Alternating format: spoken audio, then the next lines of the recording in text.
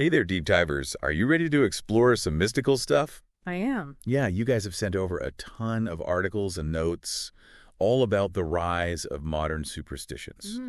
Things like Vibes. vibes, exactly. Oh, and tarot, crystals, and astrology, you name it. It seems like everyone's talking about this stuff these days. Right. And you guys are curious, which is awesome. You want to know why these practices are suddenly so popular? Yeah. But you also want to know, like, what's actually true. So you're looking for the history, the science, and maybe even a little bit of philosophical reflection. Yeah, you've nailed it. It really is a fascinating paradox, isn't it? Totally. These practices are often presented as, this like ancient wisdom, but they're having a huge resurgence in our modern tech-savvy world. It's wild. Right. It's like we're looking for ancient solutions to these, like, totally modern problems. Yeah. And to understand that, maybe we should start with those ancient roots. Okay, yeah, let's do it. You know what's surprised me? What? Tarot. It actually started as a card game way back in 15th century Europe. Oh, wow. No mystical fortune telling or anything, just plain old fun. Oh, that's so interesting. I didn't know that. Right. It wasn't until centuries later that people started using them for, like, divination and occult practices. Wow. That's a good reminder that, like, the meanings we give these practices can totally change over time. Absolutely. And it's not just tarot. Take crystals, for example. Okay. People have always valued them, for their beauty and rarity, but attaching specific powers to them, like the ancient Egyptians did with amethyst for protection. That's where things get a little more, shall we say, interpretive. Yeah, I get that. Yeah. I mean, I totally get the human fascination with crystals. Oh, for sure. They're gorgeous natural formations. Yeah. But, like, attributing specific energies or healing properties to them, that lacks any scientific basis. Okay, so we've got tarot, we've got crystals. Yeah. What about astrology? Oh, astrology. I mean, come on, who hasn't checked their horoscope at least once? Oh, yeah. I definitely have. But, it wasn't always about your love life or your career path. Really? Yeah. In ancient Babylon, astrology was a tool for predicting agricultural cycles. Oh, interesting. And even political events. Wow. It was a way to make sense of the world and, like, the heavens. Yeah. Trying to find some order in all the chaos, That makes sense. It's wild how those early astronomical observations, Yeah. got woven into this system that, like, eventually became personalized horoscopes. So true. Speaking of things we try to make sense of, how about vibes? Vibes. Is that something ancient philosophers were, like, pondering too? Well, the word vibes is pretty recent, but the concept of subtle energies or, like, interconnectedness, that's not new at all. Right. Ancient traditions like Indian prana or Chinese qi, they explored these ideas often within the context of, like, health and well-being. So the idea that, like, we can sense energy or pick up on subtle cues from our surroundings, that's been around for a while. Oh, yeah, definitely. But I guess maybe we've just repackaged it for the modern age with this whole, like, good vibes only mentality. Yeah, it's a total catch-all phrase these days. But I think you're right. It speaks to a very human desire for harmony, for those positive experiences. Yeah. We all want to surround ourselves with what feels good, right? Yes. And avoid what feels bad. Exactly. Like we're trying to curate our lives for maximum good vibes. For sure. Which, hey, who wouldn't want that?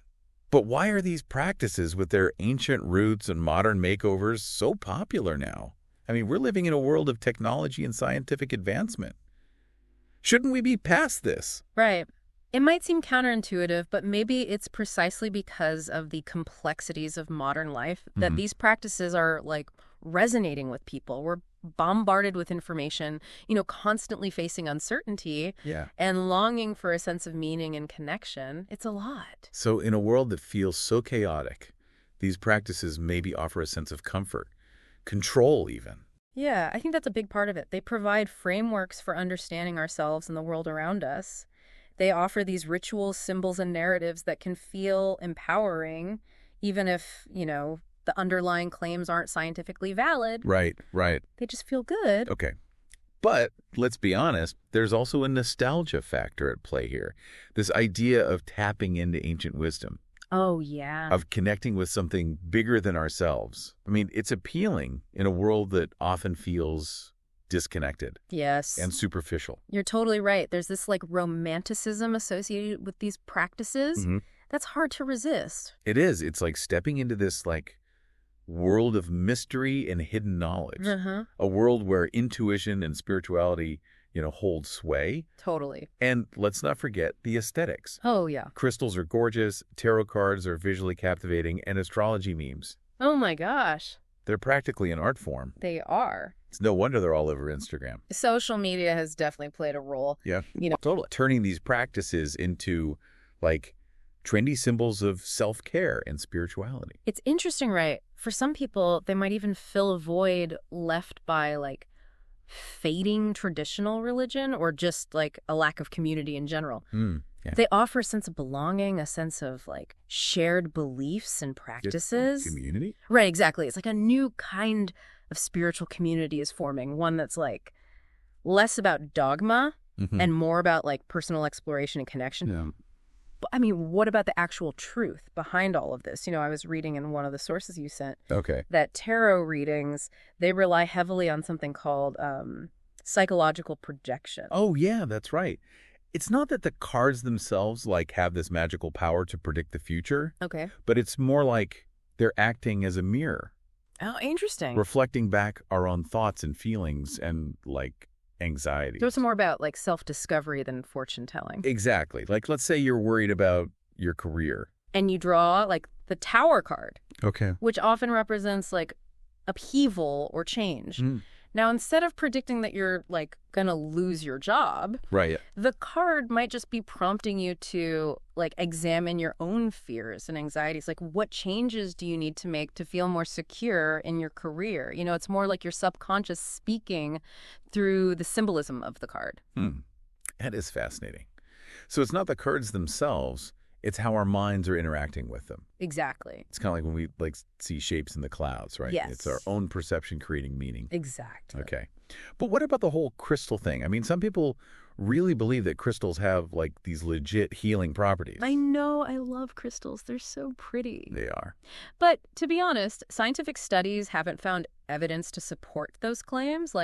If people experience positive effects, right, it's more likely due to the placebo effect. Wait, so you're saying if I believe this amethyst is going to, calm my anxiety, it might actually work? The power of belief is pretty amazing. I guess so. The placebo effect, it really shows how our minds can influence our physical and emotional states. Oh, wow. But it's important to remember, the crystal itself isn't actually doing anything. Okay. It's your intention, your belief that might be causing the change. So the mind is a powerful thing. Totally. I'm starting to see a pattern here. But what about astrology? Surely the position of the stars at the moment of our birth can't actually, influence our personality or our destiny? I know, right? It's so tempting to believe. But modern astronomy and scientific testing, they pretty much debunk astrology's claims. Okay. What's interesting, though, is that horoscopes often feel so personal. Oh, yeah? It's because of this thing called the Barnum effect. Barnum effect. That sounds more like a circus trick than a scientific principle. It kind of is. Yeah. Basically, horoscopes use language that's so vague and generalized that it can apply to, almost anyone. Okay, I see. We read them and think, wow, that's so me. Right. But realistically, it could apply to a huge chunk of the population. This is like a really, really personalized fortune cookie. Yes. Exactly. It's all in how our minds interpret the information. And speaking of interpretations, some people try to use quantum physics to explain things like vibes. Oh, yeah, quantum physics. Or energy fields. Right. Is there any actual truth to that? I see where they're coming from. But there's a tendency to, misinterpret quantum physics to explain things that aren't actually related. Right. While atomic vibrations are a real concept in quantum physics, okay, they don't have anything to do with, our emotions or the energy we supposedly give off. So bad vibes are less about, quantum physics and more about just having a bad day. Yeah, pretty much. It's more likely about those, subtle social and environmental cues we were talking about earlier. Yeah. Body language, tone of voice. Right. Even the lighting in a room. All of that stuff can totally influence our mood and how we perceive the, quote, energy of a situation. Okay. We're constantly picking up on signals, whether we realize it or not. Okay, so we're not walking energy fields. Well. But we are incredibly sensitive beings who are constantly processing information. Yes. And reacting to our surroundings. Exactly. Okay, that makes a lot more sense. Yeah.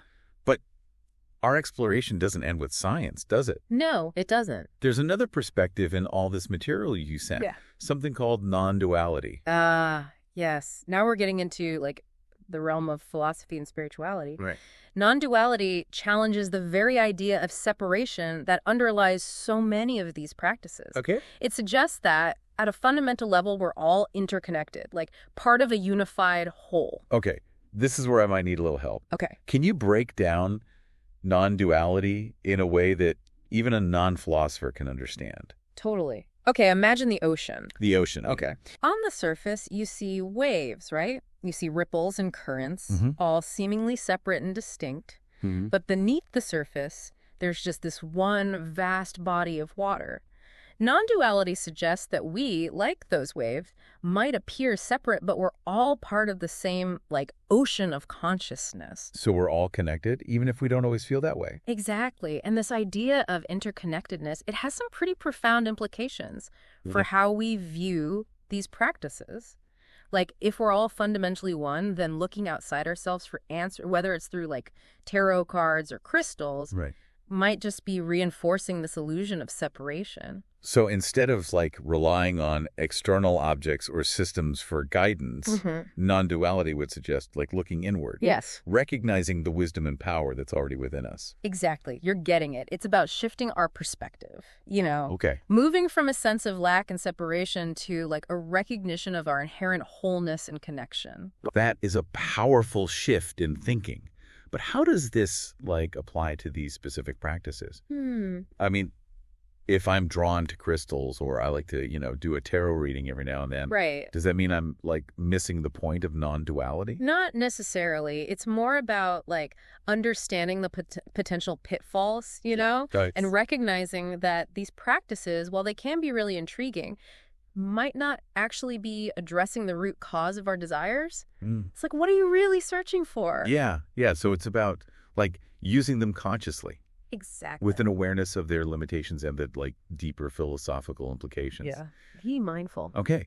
But what about the more, like, practical side of things? I mean, there's a whole industry built around these practices. Oh, yeah. With apps and workshops and influencers. Right. They're all vying for our attention and, let's be real, our money. It's true. There's definitely, like, a commercial aspect to this whole modern resurgence of mystical practices. For sure. It's become a big business. You've got apps like CoStar, you know, offering those personalized astrological readings and workshops that promise to teach you how to, like, manifest your dreams with crystals.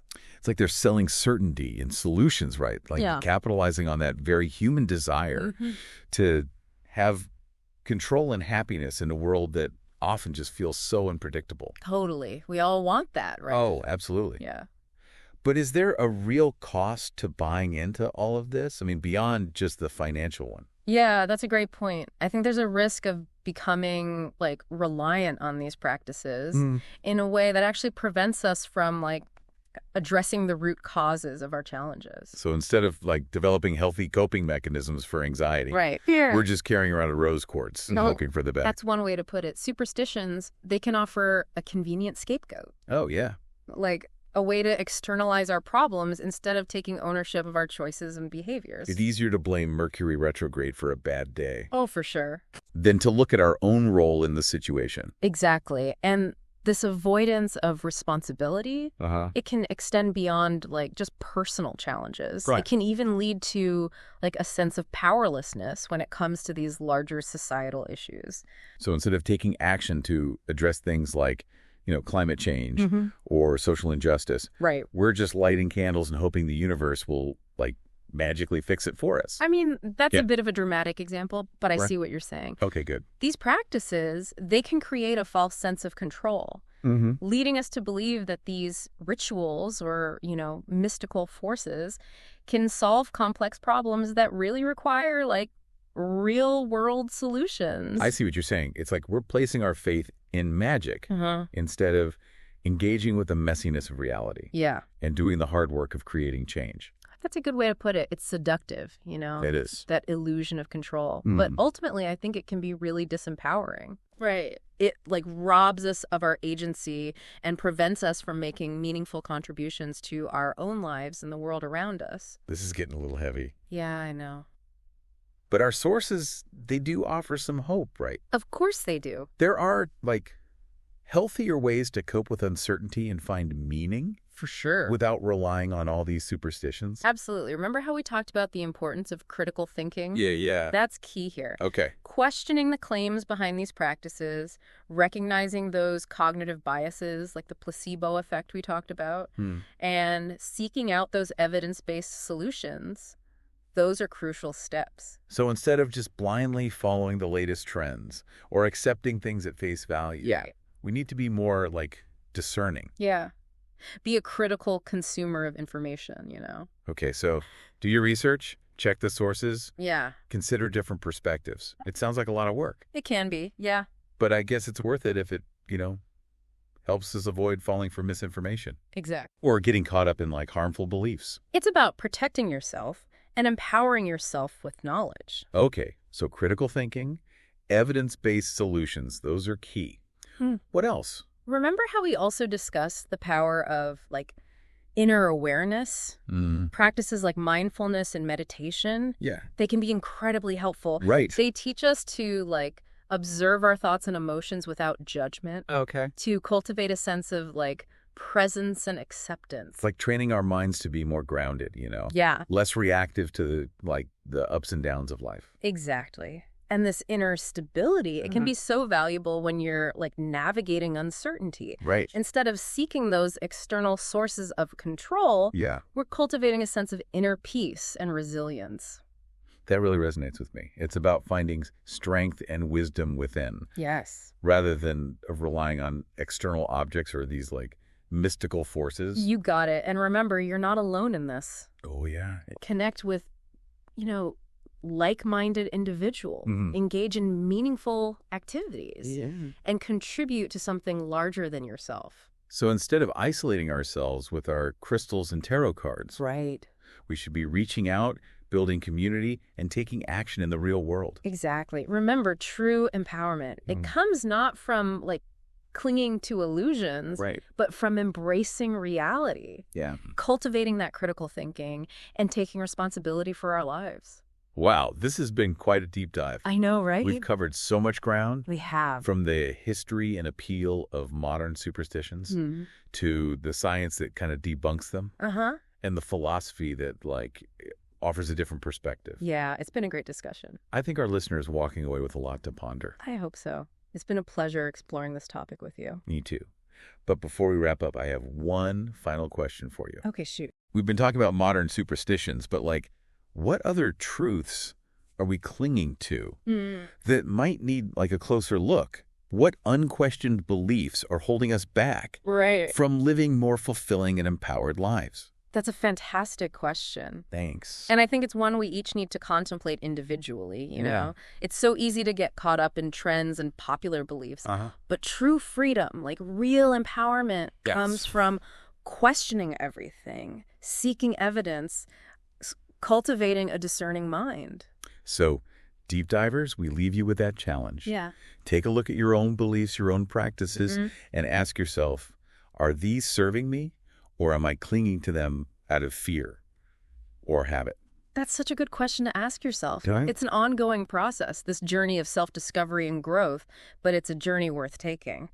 Couldn't have said it better myself. Thanks for joining us on this deep dive into the world of modern superstitions. We hope you've gained some valuable insights and are feeling inspired to question, explore, and embrace a more empowered way of being. And remember, keep those sources coming. We love diving deep into your curiosities. Until next time, deep divers. It's just so easy, What is? to just accept things, at face value. Yeah. Especially when they offer comfort, where they fit into our, our worldview. Right. We've been talking about crystals and tarot and all that. But this tendency to seek out those easy answers and cling to those, familiar narratives, that goes way beyond these specific practices. It's deeper than that. Yeah. It's we're wired for those mental shortcuts, those cognitive biases that can totally lead us astray. Yeah. We talked about the Barnum effect earlier, right? Or if you believe those super vague horoscope descriptions, they apply specifically to us. Right. It's the perfect example of how our minds can, like, trick us into believing things that aren't necessarily true. Yeah, it's wild. Yeah. And it's not just horoscopes. Oh, no, definitely not. Think about, like, confirmation bias, where we tend to seek out info that, like, confirms what we already believe. Right. And just ignore evidence that contradicts it. Oh, yeah, that's a big one. Or the halo effect. Ooh, yeah, the halo effect. Where we assume someone who's, like, attractive or charismatic, they must also be intelligent and trustworthy. Totally. It's like, come on. Not always true. Nope. Okay, but how do we, like, break free from all of this? That's the million-dollar question. Right. How do we become more discerning, more, like, critical in our thinking? It honestly feels a bit overwhelming. I get it, but I think it all starts with awareness. Okay, so recognizing the problem. Yeah, like recognizing that we're all susceptible to these biases. Oh, yeah, we're all human. Exactly. Once we acknowledge that our minds aren't always objective, Right. then we can start to, like, question our own assumptions. Okay. And look for evidence that actually supports our beliefs. So, like, don't believe everything you think. Exactly. That's a good one to remember. But how do we actually put that into practice? You know, it can't just be about, like, second-guessing everything and everyone. No, not at all. I think it's about, like, cultivating a healthy skepticism. Healthy skepticism. Don't just accept things, blindly, Right. especially when it comes to those extraordinary claims or information that just sounds way too good to be true. Okay. Yeah. Dig a little deeper, ask questions, look for evidence, So do your research, check the sources, consider different perspectives. It sounds like a lot of work, Yeah, it can be. but I guess it's worth it, right? Oh, absolutely. If it helps us avoid falling for, like, misinformation or getting caught up in harmful beliefs, Exactly. it's about being informed and making choices that are good for us. Yes. It's an ongoing process, not a one-time fix. Yeah. And it's not about being, like, cynical or dismissive, Right. but about approaching information with a sense of curiosity and, a willingness to learn. Okay, yeah. Just because something is, like, popular or everyone's doing it doesn't mean it's actually true. Oh, for sure. That reminds me of something we were talking about earlier, that, like, the power of community. Yes. Sometimes it's easier to, like, question things when you're surrounded by people who are also, like, willing to think critically. It's like having a, like, support system for your skepticism. Totally. Finding those spaces, whether they're online or in person, where critical thinking is valued, that can be so helpful. Oh, yeah. It allows you to test your ideas, consider different perspectives, Right. and break free from those, like, echo chambers where everyone's just reinforcing the same beliefs over and over again. I'm realizing that true growth comes from, like, challenging ourselves Oh, absolutely. and our assumptions. It's not always easy, but it's so important. It is. And remember, it's not about being right or wrong. Yeah. It's about being open to new information, being willing to, like, change our minds, and embracing the fact that, learning is a lifelong journey. This has been such an eye-opening conversation. We've gone from, like, ancient practices to modern trends. I know. It's been quite a journey. From scientific debunking to philosophical reflections.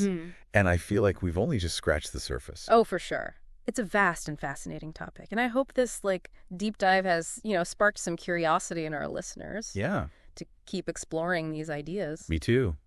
Deep divers, we hope this episode has inspired you to question your assumptions, embrace critical thinking. Yes. And, just continue to explore the world with curiosity and a discerning mind. Remember, that journey of self-discovery, that's a lifelong adventure. It is. Keep questioning, keep learning, and keep diving deep.